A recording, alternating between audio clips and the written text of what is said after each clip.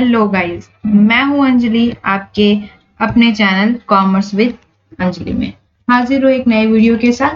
तो चलिए शुरू करते हैं।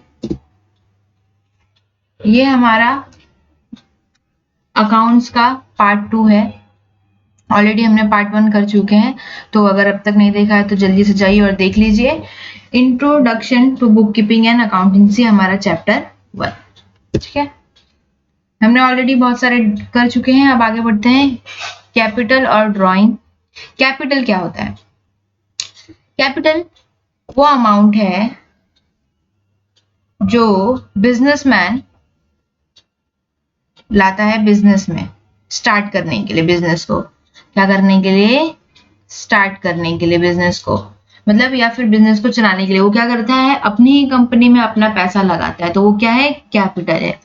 अब वो कैपिटल का दूसरा टर्म भी हो सकता है, अगर मतलब कंपनी बहुत दिनों से चल रही है, जो भी मेरा बिजनेस है बहुत दिन से चल रहा है, तो उसका असेट होगा। असेट्स मतलब उसमें कुछ मशीनरी यूज हो रहे होंगे, कुछ फर्नीचर यूज हो रहे होंगे, बिल्डिंग यूज हो रही होगी, लैंड यूज हो रहा होगा, तो वो कुछ असेट्स होगा और कुछ लाइबिलिटीज होगी।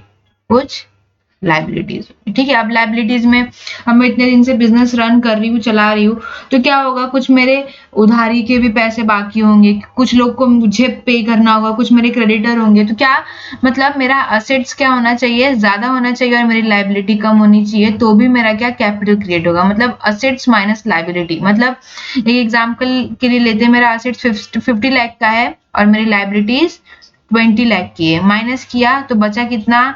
30 लाख। तो ये जो मेरा 30 लाख है वो मेरा क्या है? कैपिटल है। यानी क्या? Excess of asset over the liability हमारा क्या होता है? कैपिटल होता है। नेक्स्ट है हमारा ड्राइंग। ड्राइंग क्या होता है? जो भी बिजनेसमैन यानी जो कोई प्रोपराइटर है हमारा, वो क्या कर रहा है? अपने पर्सनल यूज के लिए, अपने पर्सनल यूज के लिए अगर कोई भी गुड्स, ठीक है, पर्सनल यूज के लिए कोई भी गुड्स, कोई भी असेट वो बिजनेस से बाहर लेके जा रहा है, मतलब खुद के घर पे के लिए लेके जा रहा है। सपोज उसने कुछ चेयर उठाई ऑफिस से और वो लेके चला गया अपने घर पे, तो भाई अब ये हो रहा है यूज तो प्रोपराइटर कर रहा है अपने पर्सनल यूज के लिए, अपने घर के लिए, तो उसकी काउंटिंग क्यों बिजनेस में हो? बिजनेस का एक अलग होना चाहिए। तो इसलिए वो जो भी लेके जाएगा गुड्स या फिर असेट्स, कुछ भी लेके जाएगा बिजनेस से अपने पर्सनल यूज के लिए, उसको क्या कहेंगे? ड्राइंग्स कहेंगे। समझ यहाँ पे एग्जांपल में दिया हुआ है, proprietor page college fees for his son. ठीक है, ये मतलब अगर वो बिजनेस के पैसे निकाल के अपने सन की फी पे कर रहा है, मतलब है तो पैसा उसका ही, लेकिन बिजनेस एंटरप्राइज एक अलग चीज है और उसका घर का पर्सनल यूज एक अलग चीज है। समझ में आ रहा है? तो वो क्या कहलाएगा? ड्राइंग कहलाएगा कि बिजनेसमैन ये पर्टिकुलर चीज असेट या फिर गुड्स या फिर इतना पैसा लेके गया है बिजनेस में से, तो वो क्या है? ड्राइंग है। समझ में आ रहा है? अब आगे बढ़ते हैं। अब देखो, डेटर क्रेडिटर समझना बहुत जरूरी है। देखो, डेटर मतलब डेब्ट, ये क्या होता है? अब डेटर, डेटर मतलब सपोज वो पर्सन है जिनको हमें पे करना है। मतलब डेटर वो पर्सन है जिनको हमें पे करना है, मतलब कि वो हमें पे करेंगे। सपोज मैंने गुड्स सोल्ड किया, सोल्ड गुड्स, समझ में आ रहा है? फॉर ₹50,000 मैंने गुड्स सोल्ड किया, तो क्या मतलब मैंने सेल किया, तो बदले में मुझे पैसा मिलना चाहिए। मेरे को कितना बाकी है? 50,000। तो वो आप हो, मतलब आपने मुझसे गुड्स मतलब खरीदे, आपने परचेस किए, मैंने आपको सेल किए, तो आप मेरे लिए क्या हो गए? डेटर। समझ रहे हैं? मतलब आप मुझे पैसा देने वाले हो। A person who has to pay to the business for getting goods, मतलब या फिर मैं कोई सर्विस रेंडर कर रही हूँ, सपोज मैं डॉक्टर हूँ या फिर मैं कोई होटल चला रही हूँ, तो उसमें भी ऐसा है कि मैं आपको सर्विस रेंडर कर रही हूँ, मैं आपको सर्विस दे रही हूँ, तो आप बदले में मुझे पैसा दोगे, तो वैसे ही क्या हो जाएंगे? आप मेरे डेटर हो जाओगे। फिर नेक्स्ट है क्रेडिटर, सेम उसका अपोजिट, मतलब अब मुझे आपको पे करना है। समझ में आ रहा है? सपोज मैंने आपसे आप रॉ मटेरियल वाले हो, मैंने आपसे क्या खरीदा, रॉ मटेरियल खरीदा। अब आपको मुझे क्या करना है, मुझे मतलब मैं आपको पे करूंगी, तो आपके मतलब आप मेरे लिए क्या है, क्रेडिटर, क्यों मुझे आपको पे करना है। A person whom business to whom business has to pay, समझ में आ रहा है। और डेटर क्या है, who has to pay to the business, जो मतलब बिजनेस को पे करेगा, और यहाँ to whom मतलब जिसको हमें पे करना है, समझ में आ रहा है।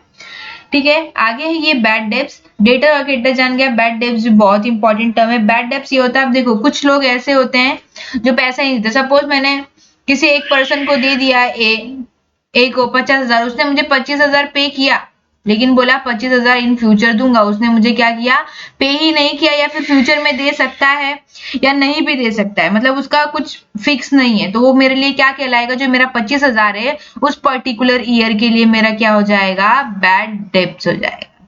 समझ में आ रहा है। तो इनरिकवरेबल, जो भी मेरा रिकवर नहीं हुआ है, मेरा 25,000 बाकी है, वो मेरा इनरिकवरेबल है, इसलिए इसको क्या कहा जाता है, बैड डेब्ट्स कहा जाता है। आगे बढ़ते हैं। अभी देखो बिजनेस है तो एक्सपेंडिचर होते ही हैं, ठीक है। अब एक्सपेंडिचर क्या होता है, जो भी अमाउंट हम लोग स्पेंड करते हैं अपने बिजनेस के अंदर फॉर एनी कंसिडरेशन, मतलब किसी भी चीज के बदले, चाहे गुड्स के बदले, चाहे किसी सर्विस के बदले, वो मतलब आया उसने कैपिटल, मतलब गुड्स जो भी असेट है उसमें कुछ खराबी हो गई, मशीन में कुछ खराबी हो गई, उसने आया, जो भी अमाउंट मैं स्पेंड करती हूँ सिर्फ एक पर्टिकुलर बिजनेस के पीछे, वो मेरा क्या कहलाता है, एक्सपेंडिचर कहलाता है। समझ में आ रहा है। अब एक्सपेंडिचर के भी कितने टाइप होते हैं, 3 टाइप होते हैं। पहला है हमारा capital expenditure. Capital expenditure basic याद रखो, जो भी कैपिटल के पीछे होता है, मतलब ये कि कैपिटल मतलब मेरा असेट, समझ में आ रहा है। असेट्स के पीछे जो भी खर्चा होगा, मतलब असेट्स के पीछे जो भी मेरा क्या होगा, एक्सपेंस होगा, वो क्या कहलाएगा, मेरा कैपिटल एक्सपेंस। अभी जैसे सपोज मैंने ऑलरेडी मेरे पास एक मशीन थी, मार्केट में एक दूसरी मशीन आई, मेरे पास एक मशीनरी ऑलरेडी है, एक मशीन है, अब न्यू मशीनरी आ गई, एक मतलब सेकंड मशीनरी क्या आ गई, न्यू आ गई, वो ज्यादा प्रोडक्शन करती है, तो मैं अपने बिजनेस को अच्छा रन करने के लिए खरीदूंगी। तो क्या करेंगे हम लोग, सेकंड मशीनरी खरीद रहे हैं, तो वो मेरा क्या है, कैपिटल एक्सपेंडिचर है। ये क्या है, मेरे को लॉन्ग टर्म बेनिफिट देता है, क्या देता है, लॉन्ग टर्म बेनिफिट देता है। समझ में आ रहा है। और ये क्या होता है, बार बार नहीं होता, रिपीटेड नहीं होता, मतलब ये रिकरिंग नेचर में नहीं होता। समझ में आ रहा है। ये क्या होता है, बार बार नहीं होता, ये नॉन रिकरिंग होता है। बार बार नहीं, ये सब खर्चे बार बार मैं रोज मशीनरी खरीदने वाली हूँ क्या, नहीं, एक बार इन्वेस्ट करूंगी ना मशीनरी पे। फिर अभी सपोज पहले मेरी 2 माले की मतलब ऑफिस था, अब मेरे को 4 एक्सटेंड करना है उसको, तो कैसा है कि मैं क्या कर रही हूँ, बिल्डिंग पहले था उसके ऊपर और इन्वेस्ट कर रही हूँ, मतलब और खर्चा कर रही हूँ, लेकिन क्या वो मेरे को फायदा नहीं देने वाला है, मेरे को कहीं ना कहीं से उसका फायदा है। तो ये सब क्या है, मेरे कैपिटल एक्सपेंडिचर है। ठीक है।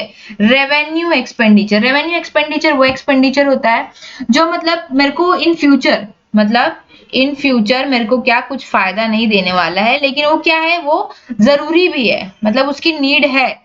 समझ में आ रहा है, उसकी नीड है, उसको खर्चा करना जरूरी है। मतलब ये क्या होता है, ये रिकरिंग इन नेचर होता है। क्या होता है, ये रिकरिंग इन नेचर होता है। अब ये रिकरिंग मतलब जो बार बार होता है, क्या होता है, रिपीटेडली होता है। मतलब रेंट जैसे मैं पे कर रही हूँ तो मुझे बार बार महीने का पे करना ही पड़ेगा। सैलरी है, जो भी मेरे स्टाफ हैं, जो भी मेरे ऑफिस में काम कर रहे हैं, वर्कर हैं, उनको वेजेस सैलरी पे करना पड़ेगा। तो ये सब क्या है, रेवेन्यू एक्सपेंडिचर, जो बार बार होते रहते हैं। और कैपिटल एक्सपेंडिचर क्या, वन टाइम एक्सपेंडिचर है, जो लॉन्ग टर्म के लिए मुझे काम करेगा। ये मशीनरी खराब हो गई, मैंने एक्सपेंड किया, तो वो क्या है, कुछ दिन तक चलेगा, मतलब कुछ सालों तक चल सकता है। ठीक है। और डेफर्ड रेवेन्यू एक्सपेंडिचर, ये देखो ये क्या है, रेवेन्यू भी लिखा है, एक्सपेंडिचर भी लिखा है। ये कैसा, वो ऐसा कि ये जो डेफर्ड रेवेन्यू एक्सपेंडिचर है ना, ये हम लोग को कहीं ना कहीं क्या करता है, फायदा करता है, क्या करता है, बेनिफिट करता है। मतलब ये क्या करता है, हम लोग को बेनिफिट करता है। अब वो बेनिफिट कैसे करता है वो देखते हैं। डिफर्ड रेवेन्यू एक्सपेंडिचर मतलब ये ऐसे खर्चे हैं जो हम लोग को क्या हो, इन फ्यूचर काम दे। जैसे मेरे को एडवर्टीजमेंट करना है, ठीक है, अब मैं अपनी नई नई कंपनी खोल रही हूँ, मैं एडवर्टीजमेंट कर रही हूँ, समझ में आ रहा है। तो मैं एडवर्टीजमेंट पे बहुत ज्यादा खर्चा कर रही हूँ पैसा। अब वो पर्टिकुलर ईयर में तो वो काउंट हुआ, कि मेरा इतना पैसा खर्चा हुआ, तो उसको लिखना पड़ेगा। लेकिन इसी का फायदा इन फ्यूचर क्या होगा, मैं अगर हाईली मतलब बहुत हद से मतलब बहुत ज्यादा अगर एडवर्टाइज करूं किसी प्रोडक्ट की, तो वो मार्केट में बिकेगा, कहते हैं ना दिखेगा तो बिकेगा ही। तो वैसा ही एडवर्टीजमेंट क्या है, मैं कर रही हूँ तो मुझे क्या है इन फ्यूचर फायदा होने वाला है, इन फ्यूचर मेरे को उसका फायदा होगा ही होगा। तो ये क्या है, ऐसा एक्सपेंडिचर जिसका मेरे को इन फ्यूचर फायदा होने वाला है, मेरे को कुछ लॉस नहीं होने वाला है। ये मेरे को क्या रेवेन्यू है एक तरफ से। मतलब मैं आज एक्सपेंडिचर कर रही हूँ एडवर्टीजमेंट पे, कल को मुझसे उससे ज्यादा जितना मैंने एडवर्टीजमेंट पे किया है, मेरी एडवर्टाइज देख के लोग और भी ज्यादा आएंगे। आगे बढ़ते हैं। फिर लीगल एक्सपेंसेस भी वैसा ही होता है। अगर मैं लीगल वर्क अच्छे से कर रही हूँ अपने बिजनेस के लिए, तो कैसा होगा कि अगर आगे कुछ कंपनी का डिस्प्यूट होता है, कुछ प्रॉब्लम होता है, तो वो क्या होगा, वो मेरे लिए हेल्पफुल होगा अगर मैं लीगैलिटी बराबर कर रही हूं तो। Cash discount and trade discount, देखो ये मेन टर्म होते हैं। अगर गुड्स से मतलब ट्रांजेक्शन हो रहा है, ट्रांजेक्शन हो रहा है बिजनेस में, मतलब क्या ट्रांजेक्शन, मतलब क्या, सेल और परचेस, यही दो चीजें हैं, ठीक है। अब सपोज एक पर्सन सेल कर रहा है तो दूसरा पर्सन परचेस कर रहा है, यही है नेचर ट्रांजेक्शन का, ट्रेड कह लो कुछ भी कह लो। तो पहला क्या है हमारा, कैश डिस्काउंट और ट्रेड डिस्काउंट। एक्चुअली में डिस्काउंट होता क्या है, डिस्काउंट मतलब तुम जाते होगे मेडिकल के शॉप पे, ठीक है, आप बोलते होंगे कुछ तो डिस्काउंट दो, समझ में आ रहा है।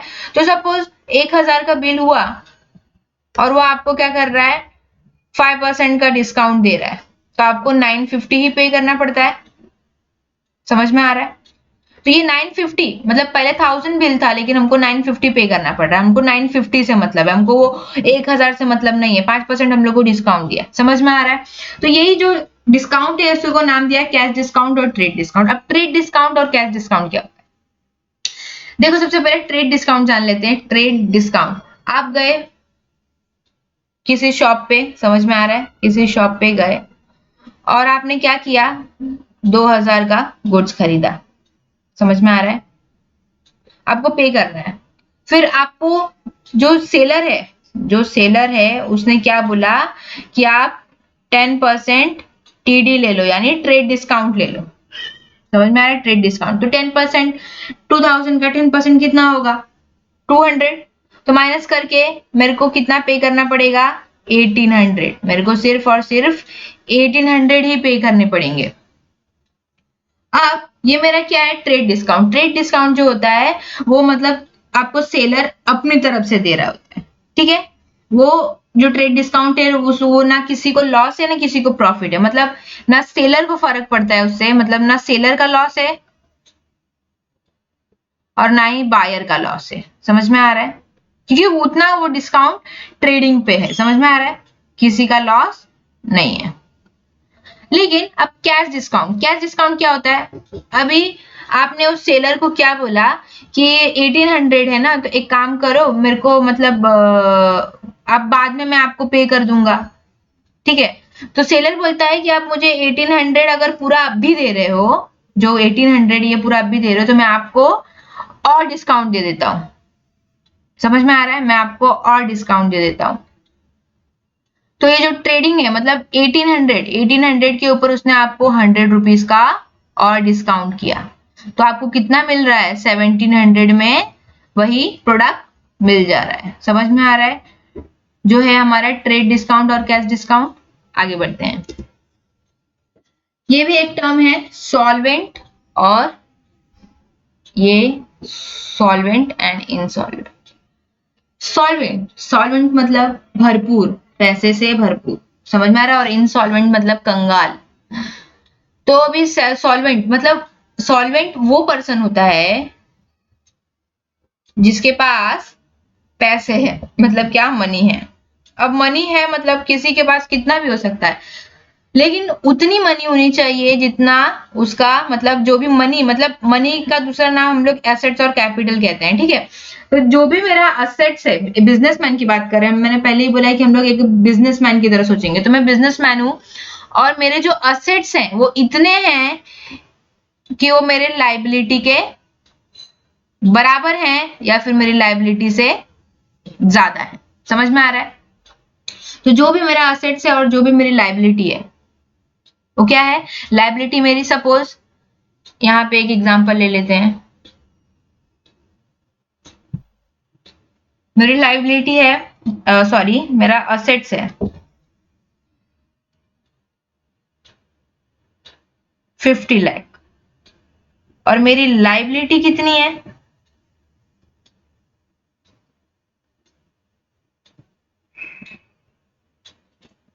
30 लाख। मेरे को माइनस करने के बाद कितना बच रहा है, अभी भी मेरे पास 20 लाख रुपीस बच रहे हैं। समझ में आ रहा है, मेरे पास 20 लाख का असेट अभी भी है।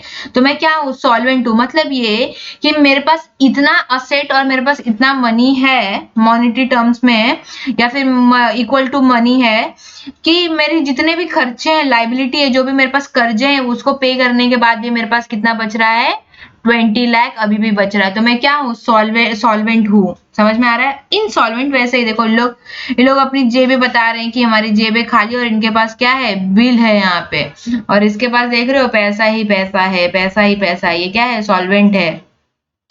तो ये जो इनसॉल्वेंट है वो पर्सन है जिसकी जो लाइबिलिटी होती है, जिसकी लाइबिलिटी ज्यादा है असेट से। क्या है, लाइबिलिटी ज्यादा है असेट से। मतलब ये कि जो भी उसके असेट्स हैं, अभी एग्जांपल में लेते हैं, उसके पास असेट्स कितने हैं,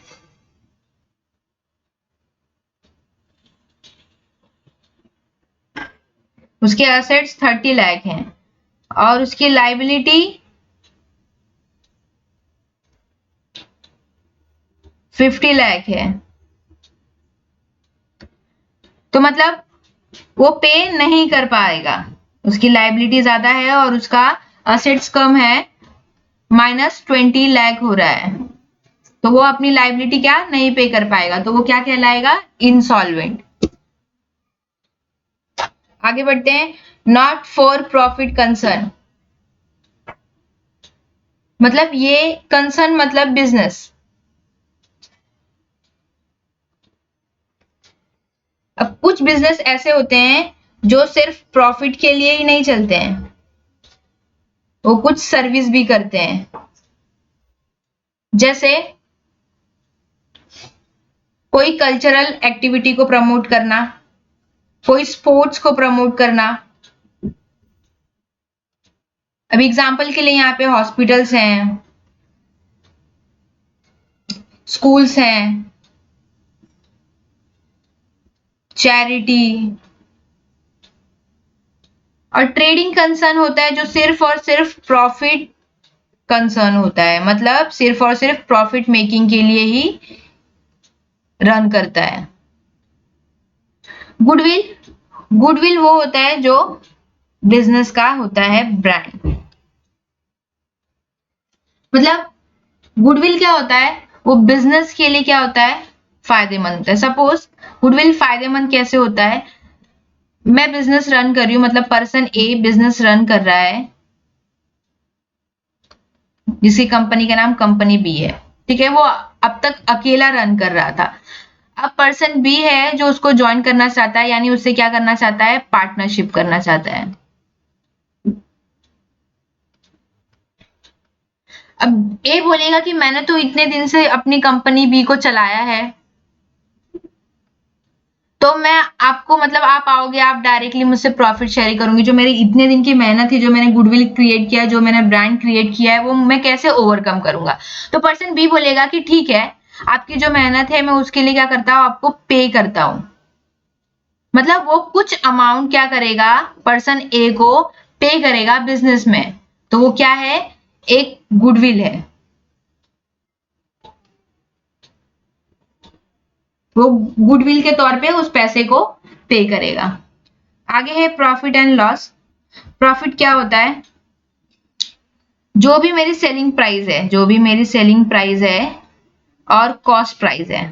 कॉस्ट प्राइस मतलब जो भी मेरा प्रोडक्ट को बनाने का खर्चा है, और सेलिंग प्राइस जो भी मतलब उस प्रोडक्ट को सेल करने का। दोनों में डिफरेंस है। मतलब मेरी सेलिंग प्राइस अगर 20 है तो मेरी कॉस्टिंग प्राइस 18 है। समझ में आ रहा है। तो मुझे जो 2 रुपीज का बेनिफिट हो रहा है वो मेरा क्या है, प्रॉफिट है। और वैसे ही लॉस, अगर मेरी कॉस्टिंग प्राइस क्या है, मेरी कॉस्ट प्राइस 20 है और मेरी सेलिंग प्राइस ही 18 है, तो वो मेरा क्या होगा, लॉस होगा, मुझे -2 लॉस होगा। समझ में आ रहा है, वो मेरा 2 रुपीज का क्या होगा, लॉस होगा। इनकम एंड रेवेन्यू, देखो इनकम और रेवेन्यू दोनों एक टर्म नहीं है, दोनों अलग अलग टर्म है। अब इनकम वो रेवेन्यू है जो हमें मिलता है किससे, कमीशन से, ठीक है, डिविडेंड से, कैपिटल के इंटरेस्ट से। समझ में आ रहा है, ये सब क्या है, मेरा इनकम। और रेवेन्यू जो भी मुझे गुड्स सोल्ड करने के बाद मिलता है, वो मेरा क्या है, रेवेन्यू है। जो भी मुझे बिजनेस से गुड्स सोल्ड करने के बाद अर्निंग होती है, वो मेरा क्या है, रेवेन्यू है। ठीक है, अकाउंटिंग की बात कर रहे हैं तो असेट्स को जानना बहुत जरूरी है। तो असेट्स क्या होता है, असेट्स जो भी एक मतलब फिजिकल चीज, जो भी फिजिकल चीज जिसको हम लोग छू सकते हैं, देख सकते हैं, फिजिकल चीज जो भी, वो क्या है, बिजनेस से ओन होनी चाहिए। क्या, बिजनेस से ओन, मतलब वो बिजनेस का होना चाहिए। तो वो क्या है, बिजनेस के लिए असेट्स है, कोई भी फिजिकल चीज। इसके टाइप्स हैं, पहला है फिक्स्ड असेट, नाम में ही फिक्स्ड है, करंट और फिक्टिशियस असेट। अब ये फिक्स्ड असेट मतलब जो फिक्स्ड हो लॉन्ग टर्म के लिए। अब फिक्स्ड असेट मतलब लॉन्ग टर्म में रन करने वाला है, लॉन्ग टर्म। समझ में आ रहा है, जैसे है लैंड, लॉन्ग टर्म के लिए यूज होगा, land and building, plant and machinery, goodwill. समझ में आ रहा है, और ये सब क्या है, जो भी टेंजिबल इंटेंजिबल सब इसी के अंदर आ जाते हैं। ठीक है, गुडविल भी है, ये गुडविल जो है इनटेंजिबल है। गुडविल मैंने अभी बताया कि उसको कोई फिजिकल कुछ है क्या, नहीं, उसका फिजिकल एग्जिस्टेंस नहीं है, बट एक गुडविल क्या है, ये नाम है, एक ब्रांड है। तो ये भी क्या है, फिक्स्ड एसेट है, क्योंकि ये भी लॉन्ग टर्म रहने वाला है, इतना जल्दी तो ब्रांड गिरेगा नहीं, क्योंकि ये भी लॉन्ग टर्म है। तो ये जो भी लॉन्ग टर्म के लिए गुड्स यूज होते हैं, जो भी असेट्स यूज होते हैं, वो क्या होते हैं, फिक्स्ड असेट्स होते हैं। करंट असेट जो मतलब मनी टर्म में इजीली कन्वर्ट हो जाता है, जो मनी टर्म में इजीली कन्वर्ट हो जाता है। अब जैसे डेटर है, मैंने बताया कि डेटर क्या होता है, हमें जिससे पैसा मिलने वाला होता है। तो अभी वो मिल ही जाएगा, चाहे इस ईयर में चाहे नेक्स्ट ईयर में। समझ में आ रहा है, या तो इस ईयर में मिलेगा या तो नेक्स्ट ईयर में मिलेगा। फिर रिसीवेबल कैश इन हैंड, मतलब ऐसा जो मुझे कैश के फॉर्म में पैसा मिलने वाला है। फिर मैंने कुछ पैसे बैंक में रखे हैं, कुछ स्टॉक में मतलब इन्वेस्ट करके रखा है, मतलब पहले ही मैंने स्टॉक बचा के रखे हैं गुड्स के। फिक्टिशियस एसेट क्या होते हैं, ये क्या है, डेफर्ड रेवेन्यू एक्सपेंसेस। अभी मैंने बताया डेफर्ड रेवेन्यू एक्सपेंसेस क्या होता है, जो भी मतलब असेट्स की अभी मैं जो भी खर्चा कर रही, जो मुझे इन फ्यूचर क्या देने वाला है, ऑलरेडी बहुत सारे पैसा देने वाला है। समझ में आ रहा है, यहाँ पे मैंने एग्जांपल लिया था एडवर्टीजमेंट। अभी देखो एडवर्टीजमेंट का मैंने क्या किया है, 4 इयर्स का कंप्लीट कर दिया अभी। मतलब हमारा जो बुक का अकाउंटिंग होता है, वो किसा होता है, फाइनेंशियल ईयर के लिए होता है, किसी एक फाइनेंशियल ईयर के लिए होता है। सपोज 2022 से 2023, मैंने बताया 1 अप्रैल ऑफ फिर 22 और फिर 31 मार्च ऑफ 2023। तो ये जो मेरा 1 साल का पे करना था, और मैंने ऑलरेडी, अब ये तो हुआ 1 साल का, मैंने ऑलरेडी 3 साल एक्स्ट्रा पे किया है। तो ये जो 3 साल मेरा एक्स्ट्रा है, वो मेरा क्या है, फिक्टिशियस असेट्स है। समझ में आ रहा है, आगे बढ़ते हैं। Liabilities and its types. Liability क्या होती है, जो भी कर्जा, जो भी कर्जा है, जो भी उधारी है, मतलब हम लोग को जो भी बिजनेस, एक बिजनेस को हम लोग बिजनेस की तरह सोचेंगे, जो भी एक बिजनेस को क्या करना है, पे करना है। जो भी एक बिजनेस को क्या करना है, पे करना है। अब उसके अंदर कैसे कैसे आते हैं, क्रेडिटर आते हैं, या फिर मैंने किसी से लोन लिया है, कोई भी मेरा आउटस्टैंडिंग एक्सपेंसेस है जो मतलब मुझे पे करना था लास्ट ईयर और मैंने अभी तक नहीं किया है, वो भी क्या है, मेरा लायबिलिटी है। मतलब मुझे करना है ना, आगे की डेट में करना है, अभी तक आउटस्टैंडिंग है, मैंने उसको पे नहीं किया है। ठीक है, इसमें भी होते हैं फिक्स्ड लायबिलिटी जो लॉन्ग टर्म के लिए होते हैं। फिक्स्ड जहां आया वहां याद रखना लॉन्ग टर्म, जो लॉन्ग टर्म के लिए लायबिलिटीज होती हैं। ये कैसा होता है, कैपिटल। कैपिटल क्या होता है, बिजनेसमैन अपने जो पैसे या फिर अपने असेट्स या फिर कोई भी गुड्स लाता है बिजनेस में, वो कैपिटल कहलाता है। तो ये कैपिटल बिजनेस एंटरप्राइज यूज करते हैं, बिजनेस में यूज किया जाता है। तो ये कैपिटल क्या है, मेरे ऊपर एक कर्जा, ये मेरी एक लाइबिलिटी है जो मुझे बिजनेसमैन को क्या करनी है, पे करनी है with interest in future. Secure loans, जो किसी भी मतलब चीज के बदले सिक्योर की हो, मतलब किसी मतलब मैंने लैंड के बदले बोला कि भाई ये लैंड को सिक्योर कर लो और मुझे बदले में क्या दे दो, मनी दे दो। समझ में आ रहा है? तो ये सिक्योर्ड लोन है। अब मतलब सिक्योर्ड लोन जो होते हैं वो लॉन्ग टर्म के लिए होते हैं। Long term loans from banks, मैंने किसी बैंक से ले लिया या किसी फाइनेंशियल इंस्टीट्यूशन से ले लिया। फाइनेंशियल इंस्टीट्यूशन वो होते हैं जो हमें फाइनेंशियली हेल्प करते हैं, मतलब कुछ इंटरेस्ट या ऐसे के बदले वो हमें पैसे देते हैं। फिर करंट लायबिलिटी शॉर्ट टर्म के लिए होती है। ये क्या होता है, शॉर्ट टर्म लायबिलिटी होता है, उसको क्या होता है, विद इन अ ईयर क्या करना होता है, हमको पे करना होता है। तो इसमें कैसे कैसे होते हैं, हमारे क्रेडिटर जो भी मतलब हमको पे करना है, जिससे हमने रॉ मटेरियल खरीदा होगा या फिर जिससे एसेट्स परचेस किए होंगे। बिल्स पेबल, मतलब मैंने कुछ गुड्स बेचा, रॉ मटेरियल वगैरह कुछ भी, मतलब तो उन लोग को जो हम लोग को पे करना है वो हमारे क्या है, करंट लायबिलिटी, जो विद इन 1 ईयर होते हैं। आगे बढ़ते हैं। अभी नेट वर्थ और ओनर्स इक्विटी और कैपिटल तीनों एक ही टर्म है, समझ में आ रहा है? तो जो भी प्रोप्राइटर या बिजनेसमैन पैसा लेके आता है, जो भी प्रोप्राइटर बिजनेस में पैसा लेके आता है यानी अमाउंट लेके आता है, वो क्या है, कैपिटल है। फिर मैंने बताया excess of asset over liability, वो भी क्या है, कैपिटल है। मतलब मेरा असेट ज्यादा है और मेरी लायबिलिटी कम है। 50 lakh minus 30 lakh equal to 20 lakh, समझ रहे हैं? तो ये मेरी क्या है, असेट्स बच रहा है ना, तो ये मेरा कैपिटल कहलाएगा, क्योंकि ये 20 लाख का जो एसेट्स है वो मेरे को नेक्स्ट ईयर रन करने में बिजनेस के लिए काम आएगा। फिर net worth includes capital and reserve. जो नेटवर्थ है, रिजर्व, अच्छा रिजर्व क्या होता है, सपोज मेरे को बिजनेस में 50,000 का फायदा हुआ, ठीक है, तो मैं उसमें से जो 10,000 है ना उसको सेव करके रखूंगी। क्या करूंगी, सेव करके रखूंगी, तो नेक्स्ट ईयर के लिए, मतलब कुछ एक्सपेंस करना हो। तो ये जो 10K है वो मेरा क्या है, रिजर्व है। Capital can be in the form of cash और काइंड, मतलब कैपिटल कुछ भी हो सकता है, कैश भी हो सकता है और कोई भी गुड्स हो सकता है या फिर असेट्स हो सकता है, कुछ भी हो सकता है। आगे बढ़ते हैं। ये contingent liability, contingent liability, contingent liability वो होती है जो जो हमें तो पे करना है लेकिन वो फिक्स नहीं है कि कब पे करना है, कैसे पे करना है। लायबिलिटी विच में अराइज इन फ्यूचर, मतलब जो अराइज होने वाली है फ्यूचर में, और हैपनिंग और नॉन हैपनिंग, मतलब उसका फिक्स नहीं है। क्या फिक्स नहीं है, वो हो भी सकता है, हो भी सकता है और नहीं भी हो सकता है। फॉर एग्जाम्पल, किसी ने मुझे मतलब मैं बिजनेस रन कर रही हूँ और उसने मुझे मतलब किसी ने केस किया मेरे पे और कंपनसेशन मांग रहा है। क्या मांग रहा है, कंपनसेशन मांग रहा है 50,000 का, समझ में आ रहा है? तो अभी केस क्या है, कोर्ट में चल रहा है, केस क्या है, कोर्ट में चल रहा है। अभी ये आगे तक कंटिन्यू होता रहेगा जब तक केस कोर्ट की वर्डिक्ट नहीं आती, मतलब जब तक कोर्ट नहीं बोलती तब तक मैं क्यों पे करूं, समझ में आ रहा है? तो इन फ्यूचर शायद कोर्ट मेरे बिहाफ में बोल दे। अगर मेरे बिहाफ में बोलेगी तो मुझे क्या 50,000 नहीं पे करना पड़ेगा, और अगर उसके बिहाफ में बोलेगी जिसने मुझसे कंपनसेशन मांगा है, जिसने मुझ पे केस किया है, तो मुझे क्या करना पड़ेगा, 50,000 उसको पे करना पड़ेगा। तो ये मेरा लॉस हो जाएगा, मतलब लायबिलिटी है, मेरे को इन फ्यूचर कहीं ना कहीं पे करना पड़ सकता है। तो ये क्या है, मेरी कंटिंजेंट लायबिलिटी। ठीक है, तो आज का ये वीडियो यही एंड करते हैं, मिलते हैं नेक्स्ट वीडियो में इसी एक्साइटमेंट के साथ। तब तक के लिए do like, share and comment. If you enjoyed the content of this video, click the subscribe button so you can receive more content like this.